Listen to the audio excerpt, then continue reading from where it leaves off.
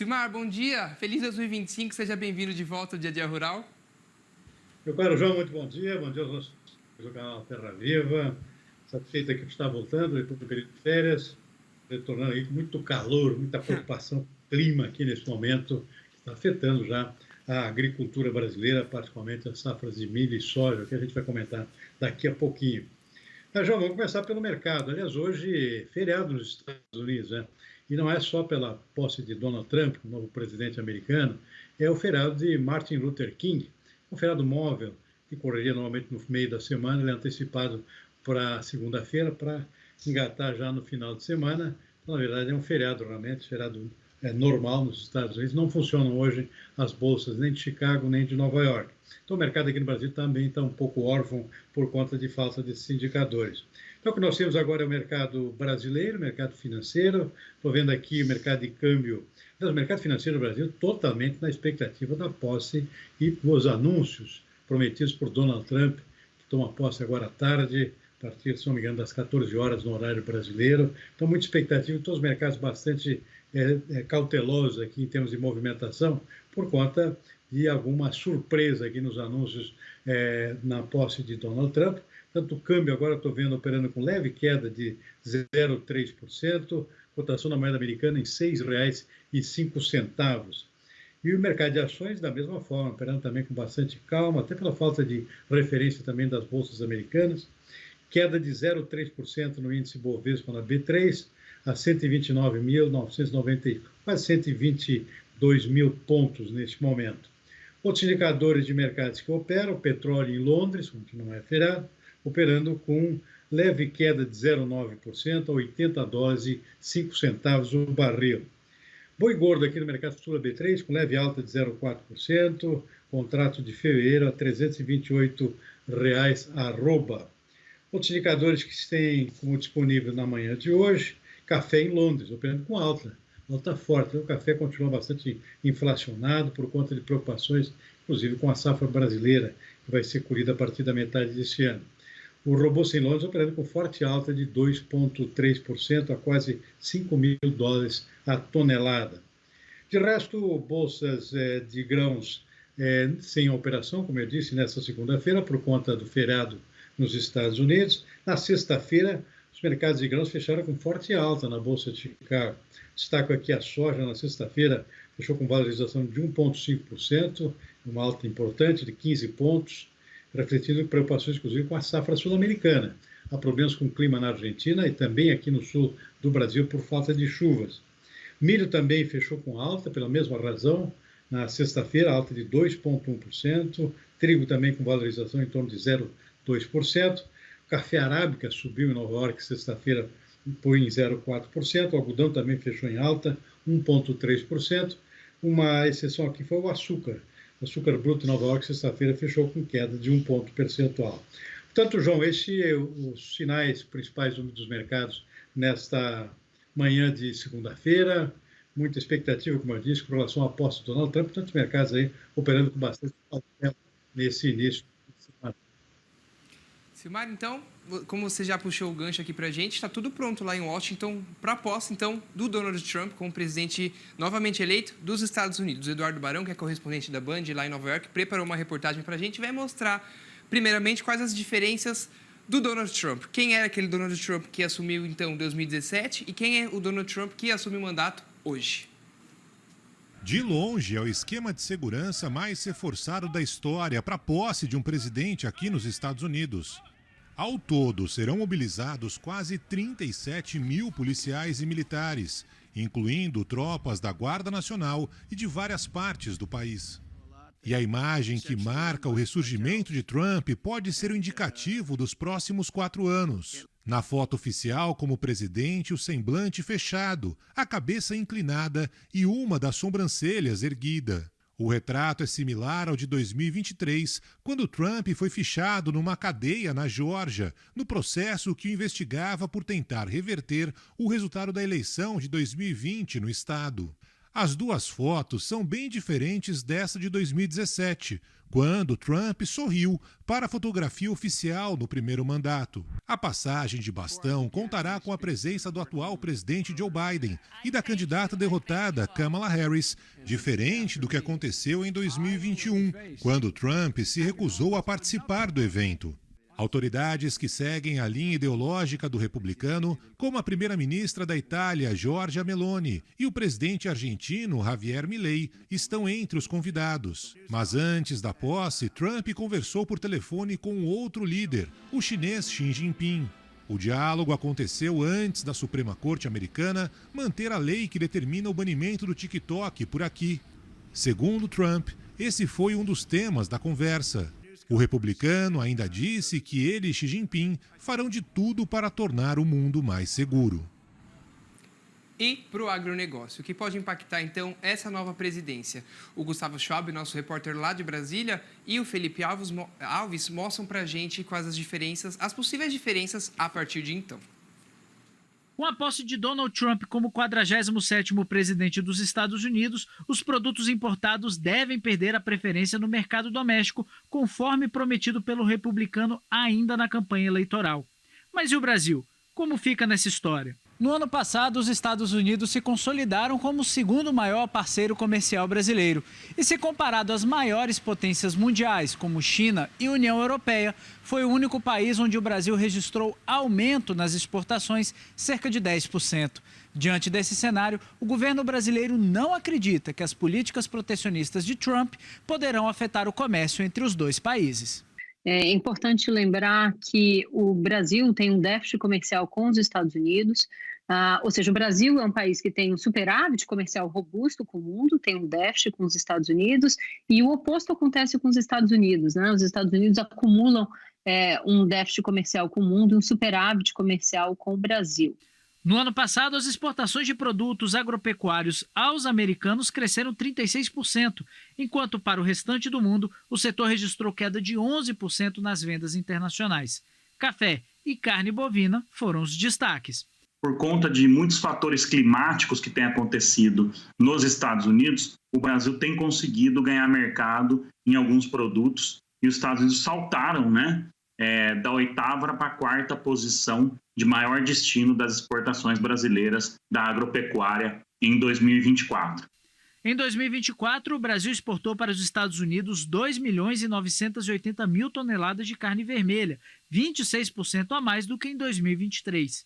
Segundo o Departamento de Agricultura dos Estados Unidos, o rebanho bovino norte-americano atingiu o menor patamar desde 1951. Isso pode abrir uma brecha para que o Brasil não só aumente as vendas ao país, como também possa conquistar clientes que comprariam dos americanos. O Brasil pode, de fato, acabar se beneficiando.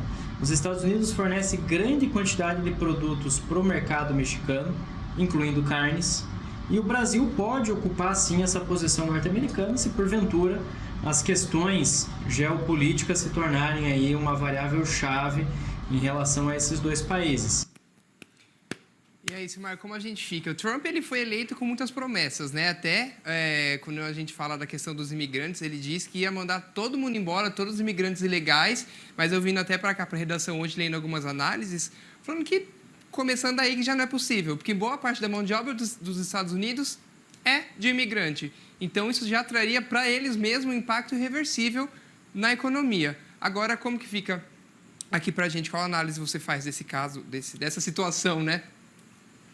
João, as principais medidas prometidas por Donald Trump é exatamente a expulsão aqui do excesso de imigrantes que estão entrando nos Estados Unidos, aos borbotões aqui, já não é de hoje. Agora, uma boa parte já foi embora só no susto, né? Só pela promessa aí, tem muita gente debandando já, voltando, ultrapassando a fronteira, voltando para o México e para os países de origem também, na América Central. Tem muitos imigrantes oriundos da América Central, assim como brasileiros também, que estão voltando. É uma situação bastante complicada, ele promete realmente fazer uma varredura nesse sentido, não vai ser fácil, ele já tentou isso no primeiro governo dele, a construção de um muro para evitar a imigração, acabou dando em nada, o muro não evoluiu, depois ele perdeu o segundo mandato, vai tentar fazer alguma coisa parecida de novo, é uma das principais medidas que ele promete, mas de efeito ainda duvidoso, sem contar um efeito pode ser muito negativo em termos de mão de obra nos Estados Unidos hoje, praticamente toda ela é derivada e dependente dos imigrantes, ou seja, especialmente mão de obra mais pesada, e inclusive na agricultura. Isso pode prejudicar também a própria agricultura americana.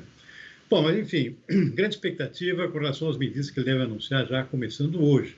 Já promete uma enxurrada de leis e decretos, já começando hoje. O resto ele vai diluir ao longo das próximas semanas e ao longo dos próximos 100 dias. Os primeiros 100 dias vão ser decisivos para um conjunto de medidas de grande impacto, sem dúvida nenhuma, em toda a geopolítica global, na economia mundial e, é claro, também no setor do agronegócio, que é tão mais direto aqui, voltado para o nosso conteúdo, para a nossa programação aqui no Terra Viva. Bom, nesse sentido aqui, expectativas com relação a taxações de produtos importados, para tentar beneficiar, ou seja, são medidas protecionistas à agricultura americana que já vem prometendo há algum tempo. Então, isso pode afetar, de alguma forma, alguns produtos que o Brasil exporta para lá, que são concorrenciais com os produtos americanos. Isso inclui, por exemplo, a soja, milho, carnes, etc., mas com alguns senões aqui que é importante ressaltar. Primeiro, os Estados Unidos estão com uma tendência aqui de barrar exportações para a China, imposição de tarifas contra os chineses, que pode nos beneficiar em termos de exportação para a China. Ou seja, a China deixaria de comprar produtos americanos, como é o caso da soja, milho e outros produtos, carnes também, e importar mais do Brasil. Então, isso nos beneficia. Internamente nos Estados Unidos, tem muito o que taxar. Os grandes produtos que o Brasil exporta para lá são café e carnes, carne bovina, principalmente. Os Estados Unidos estão importando cada vez mais carne bovina, porque o seu rebanho vem diminuindo ao longo dos últimos anos. Então, isso dificilmente vai ser afetado de forma muito grave. Eu não vejo, portanto, grandes impactos nesse setor. Café, os americanos não produzem, portanto, são totalmente dependentes de importações. Então, vai ser difícil aí alguma imposição de tarifas que prejudique muito o agronegócio brasileiro. Uma coisa, certamente, vai ser afetada, mas não de forma muito leve, eu diria, aqui em termos de comércio bilateral com os Estados Unidos. Então, o efeito é mais externo. E, por enquanto, pelo menos as análises ainda são muito precárias, porque não se sabe exatamente o conjunto de medidas que estão sendo gestadas no governo novo de Donald Trump. Pode ter alguma surpresa importante, mas pelo que se depreende até agora, do que foi anunciado até agora, nas análises que estão sendo feitas até agora, os efeitos, em princípio, para o agronegócio brasileiro são mais benéficos do que ruins, do que afetem a nossa competitividade, especialmente por conta dessa questão da China, que pode nos favorecer. Ou seja, a China importando mais do Brasil para se livrar das taxações que estão sendo prometidas a serem impostas pelo governo americano. Toma posse nesta segunda-feira. João. Silmar, então a gente agora vai vir aqui para o país e vamos falar da inflação aqui do Boletim Focus, porque a projeção para a inflação deste ano voltou a subir. A expectativa, então, para o IPCA de 2025 subiu para 5,08%. E para o ano que vem também aumentou a expectativa, subiu para 4,10%. Agora, a projeção para o PIB do nosso país, neste ano, teve alta também, foi para 2,04%. Quando a gente olha para a taxa Selic, a estimativa para este ano continuou em 15% ao ano, e essas informações são divulgadas semanalmente pelo Banco Central por meio do Boletim Focus, que eles fecham na sexta, divulgam na segunda-feira.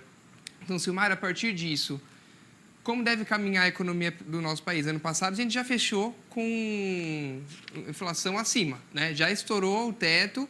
Eu também vindo para cá, vi algumas análises, algumas pessoas falando que nesse ano a gente deve, então, fechar com números quase, se não em 6%, alguns estimam até mais. Quando a gente fala de inflação, como fica o cenário, então, para esse ano, Silmar? Bom, o Boletim Focus da segunda-feira é bem representativo das expectativas que a gente tem aqui, tanto em termos de economia brasileira, quanto em termos de efeitos externos, especialmente da posse de Donald Trump como novo presidente dos Estados Unidos. Vai ter muito impacto aqui na economia do mundo inteiro, e o Brasil não é diferente. E a expectativa do mercado financeiro fez exatamente isso no Boletim da segunda-feira.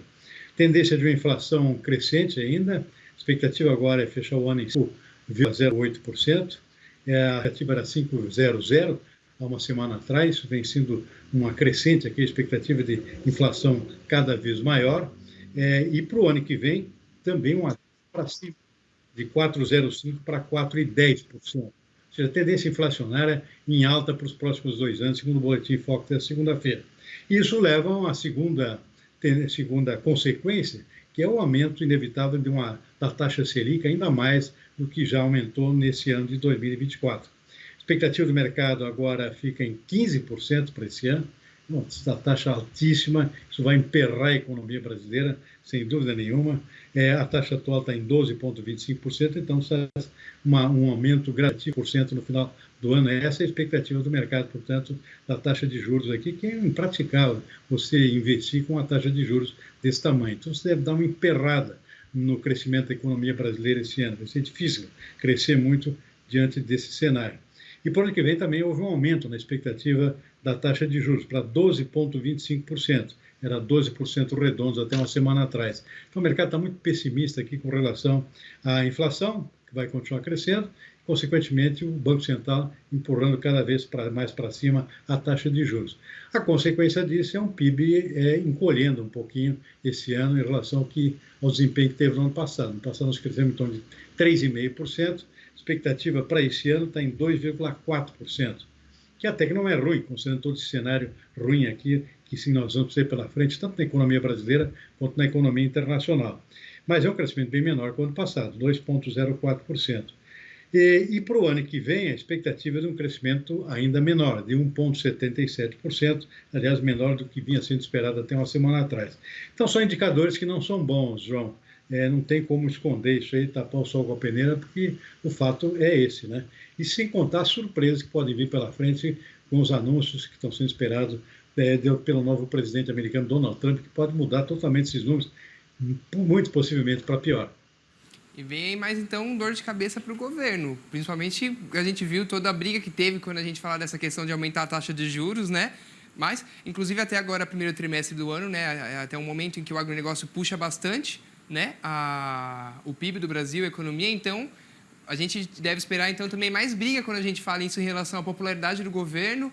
Não vai querer que aumente, mas vai ser necessário aumentar. E aí a gente entra naquele ciclo que a gente já viu acontecendo aqui no Brasil. Pois é, Pedro, o fato é o seguinte, o governo não está fazendo as reformas que deveria fazer, os cortes de despesas não aconteceram na proporção que devia ocorrer, que, pelo menos que era a expectativa do mercado, está tudo muito embolado. O próprio orçamento desse ano não foi votado ainda, não foi aprovado, ficou para depois da volta do recesso parlamentar, ou seja, ficou pendente, não sabe nem qual é esse orçamento que o governo tem pela frente esse ano, está indefinido até agora. Tanto muita expectativa e, principalmente, claro, todo esse cenário que surge aí pela frente com a posse de Donald Trump na presidência dos Estados Unidos. Então, um cenário muito nebuloso, como eu disse aqui, principalmente com tendência a piorar antes de começar a melhorar. Silmar, então a gente vai seguir falando, infelizmente, de mais incerteza para esse ano, porque já nesse começo do ano o clima já está preocupando o agronegócio, em especial no Rio Grande do Sul. A falta de umidade no solo e no ar, por conta das chuvas irregulares lá no estado, né, já faz com que os produtores gaúchos entrem em estado de emergência, principalmente quando a gente fala da safra, do plantio e da colheita da safra de verão, né, principalmente para a soja. O Laninha, que já foi confirmado para este ano, é um fenômeno que se caracteriza justamente por isso, por chuvas mais intensas no norte do Brasil e um clima mais seco no sul. Eu já conversei até com a Patrícia Cassoli sobre isso, e ela falou que vai ser menos intenso o Laninha sentido esse ano, mas ainda assim vai ser sentido e não tem como, vai trazer prejuízo para os produtores, aparentemente, né? Olha, João, o cenário novamente seria o quinto ano de problemas climáticos afetando o Rio Grande do Sul. O estado realmente está sofrendo bastante por questões climáticas. No momento está acontecendo problemas climáticos também na Argentina, aconteceram algumas chuvas nesse final de semana que pode ter aliviado um pouco a situação em algumas regiões, mas o cenário não é bom em termos de perspectiva da produção, tanto de milho, que já tem perdas, quanto de soja, que ainda tem condições de ter uma safra razoável, embora já com um estresse bastante grande em algumas regiões, mas na região noroeste do estado do Rio Grande do Sul, onde a situação já preocupa em muitas lavouras com tendência de baixa produtividade. Então seria, se caso a situação se agrave, o quinto ano de perdas na agricultura gaúcha de grãos por conta de clima. Clima ou chove demais ou chove de menos, principalmente chovendo abaixo do normal, e isso afeta diretamente as lavouras. E é claro que tem efeitos no mercado, né? Tem efeitos na produção brasileira, a produção brasileira possivelmente não vai atingir aquilo que vinha sendo previsto pela Conab até agora, a não ser que haja uma mudança muito radical na perspectiva do clima, que não está no radar. e, por outro lado, tem um impacto também no mercado, né? Ou seja, uma tendência de preços mais altos. Na sexta-feira, a Bolsa de Chicago já refletiu, por exemplo, tanto para soja quanto para milho, a expectativa de perdas na produção sul-americana, por conta da situação da Argentina e do sul do Brasil, com altas fortes nos preços, como a gente mencionou no início do programa, na Bolsa de Chicago, tanto para soja como para milho. Isso ajuda a compensar um pouquinho o bolso do produtor em função das perdas, mas não resolve a situação em termos de perda na produção, que sempre tem um impacto muito maior em termos de prejuízo, mesmo com preços mais altos. João. Tá certo, então, Silmar, muito obrigado, viu, pelas análises, pelas informações. E a gente segue, então, conversando aqui durante a semana, acompanhando a situação. Deu uma travadinha aqui, mas Silmar Cesar Miller, todo dia no nosso programa Dia a Dia Rural, fazendo as análises de mercado. E amanhã a gente volta, então, com as informações